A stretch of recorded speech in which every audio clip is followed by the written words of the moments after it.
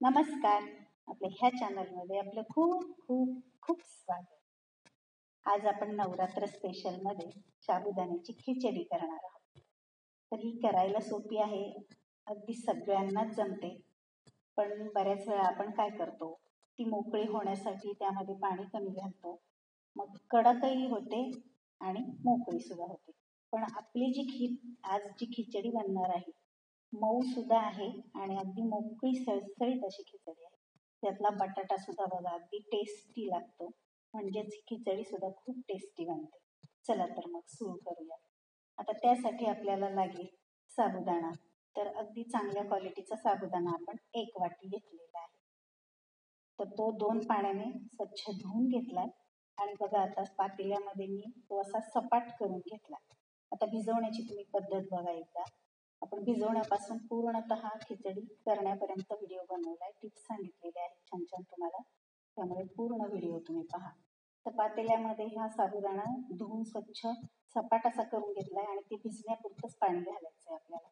म्हणजे भिजण्यापुरतं म्हणजे जेवढा साबुदाणा घेतलाय, 1 वाटी साबुदाणा घेतलाय, त्यासाठी 1 वाटीच पाणी घालायचं. त्यापेक्षा जास्त पाणी तुम्ही घालू नका, म्हणजे अगदी परफेक्ट असा आपला साबुदाणा भिजतो. तर मी रात्री भिजत घातला होता, आपल्याला सकाळी खिचडी करायची दुसऱ्या दिवशी. मग रात्रभर बघा तुम्ही साबुदाणा अशा पद्धतीने आपला भिजलेला आहे. आता हाताने तो सगळा साबुदाणा एक एक दाणा मोकळा करून घ्यायचा आहे आपण. सगळं आपण साबुदाणा मोकळा करून घेऊया. हलक्या हाताने घ्यायचा आहे, जास्त दाबायचं नाही. बघू शकताय साबुदाणा मऊ सुद्धा झालाय आणि अगदी मोकळी सरसरीत असा आपला एक एक दाणा झालेला आहे. बघा तुम्ही दाबल्यानंतर पीठ सुद्धा होतंय त्याचं, म्हणजे परफेक्ट असा आपला साबुदाणा भिजलेला आहे. तर आता साबुदाणा अगदी मोकळा केल्यानंतर त्यामध्ये आपण शेंगदाण्याचं कूट घालून घ्यायचं. तर 1 वाटी मी जाडसर असा शेंगदाण्याचा कूट घेतला. तर तो थोडा थोडा करून प्रत्येक साबुदाण्याला लागेल असं आपल्याला मिक्स करून घ्यायचा. तर थोडा थोडा टाकून आपण साबुदाणा जे कूट आहे तो त्यामध्ये घालून घेऊन मिक्स करून घ्यायचा, म्हणजे साबुदाणा अगदी तिथे पण मोकळा होतो. तर राहिलेला सगळाच कूट आपण त्यामध्ये घालून घेऊया.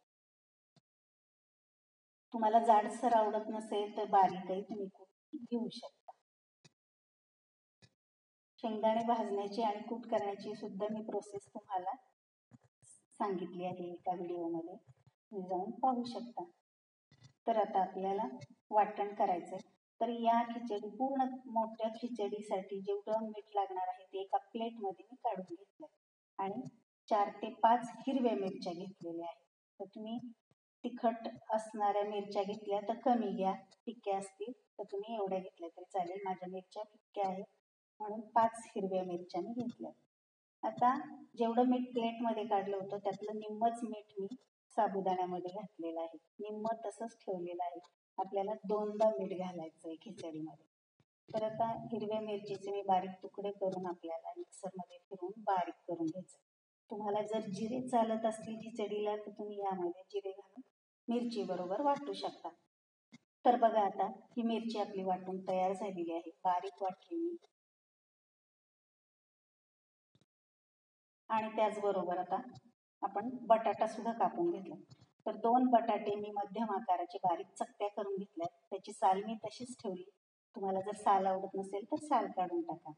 आता त्या पाण्यामध्ये मी ठेवले, कारण काळे पडतात बटाटे. अगदी पातळसर काप केले. तर आता आपण खिचडी सुरू करूयात करायला. तर गॅसवर मी जाड बुडाची मोठी अशी कढई ठेवली. जेवढी मोठी घेता येईल तेवढी परतायला चांगली मोकळी छान असते आणि मोकळी होते आपली खिचडी.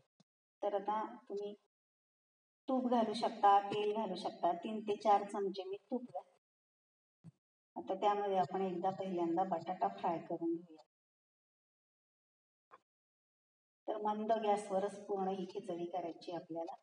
तर सगळे बटाटे आहेत ते तुपामध्ये आपल्याला फ्राय करून घ्यायचे. आता हे बटाटे आपल्याला जवळपास 50% शिजतील तेवढे परतून घ्यायचे, म्हणजे तेवढे शिजवायचे तुपामध्ये मंद गॅसवर. बघा आता अशा पद्धतीने आता परतून घेतलेत मी.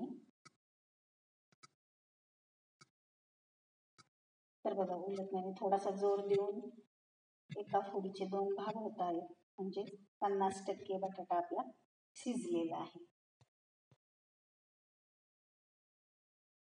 कुणी कुणी उकडलेले बटाटे टाकतं खिचडीमध्ये, त्यापेक्षाही असा जर बटाटा आपण घातला तर खिचडी फार टेस्टी लागते. एकदा तुम्ही ट्राय करून नक्की पहा. तर बघा आता 50% आपला बटाटा यामध्ये शिजलेला आहे. त्यात आपण राहिलेलं जे मीठ आहे ते त्यामध्ये घालून द्यायचं, म्हणजे बटाटा अळणी लागणार नाही. आता थोडा वेळ परतायचं आणि लगेच आपण जी मिरची वाटलेली आहे ती त्यामध्ये घालून घ्यायची. आता ही मिरची सुद्धा आपल्याला 1 ते 2 मिनिट परतायची, त्याचा कच्चेपणा दूर व्हायला हवा. आणि बटाटा सुद्धा तिखट मीठ असा टेस्टी लागतोय खिचडीमध्ये, म्हणजे एक प्रकारची बटाट्याची भाजीच ही तयार होते. त्या तुपामध्ये चांगलं परतून घ्यायचंय, म्हणजे बटाटा सुद्धा आपला जवळपास 70-80% यामध्ये शिजला जातो मिरची परतेपर्यंत. बघा आता लगेच बटाट्याचे 2 तुकडे होतात फोडीचे.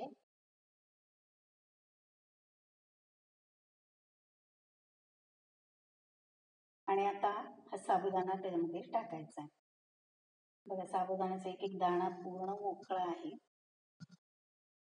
आणि आता हलक्या हाताने आता ही खिचडी परतायची आपल्याला. सगळं मिक्स करून घेऊयात. त्यामुळे परतण्यासाठी आपल्याला मोठी कढई आणि उलटणंच लागेल. उलटण्याने छान असं ही खिचडी परतायला येते आपल्याला. दाबून परतायचं नाही, हलक्या हाताने परतायचंय.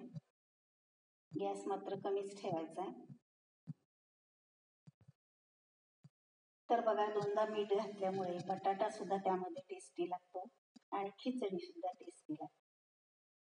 जर आपण मीठ एकदा जर टाकलं, जर बटाट्यात टाकलं तर बटाटा खारट होतो आणि जर साबुदाण्यामध्ये टाकलं तर बटाटा आळणी लागतो.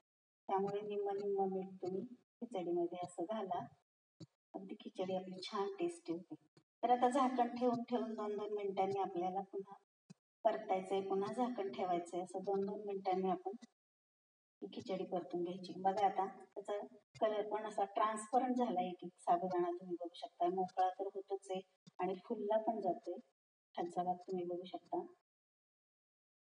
आता त्याचा पांढरा जो रंग आहे तो आता बदललाय, ट्रान्सपरंट व्हायला लागले आता साबुदाणा. असंच ठेवून 7 ते 8 मिनिट आपण ही खिचडी परतायची. जेव्हा सगळा साबुदाणा ट्रान्सपरंट दिसेल तेव्हा आपली खिचडी झाली असं समजायचं. आता राहिलेला बटाटा जो शिजायचा राहिला होता तर खिचडी परततो त्यातच हा छान शिजला जातो, म्हणजे आपली खिचडी अशी परफेक्ट अशी तयार झाली समजायची. तर आता बघा आपली खिचडी पूर्णपणे तयार झालेली आहे. आता एका प्लेटमध्ये आपण काढून घेऊया.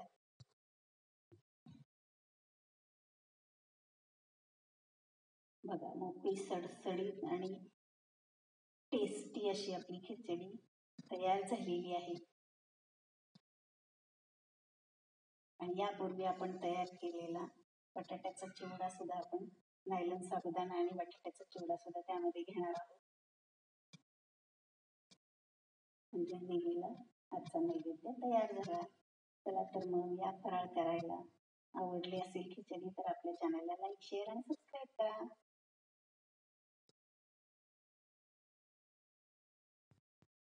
चला तर मग भेटूयात पुढच्या व्हिडिओमध्ये. तोपर्यंत बाय बाय, टेक केअर.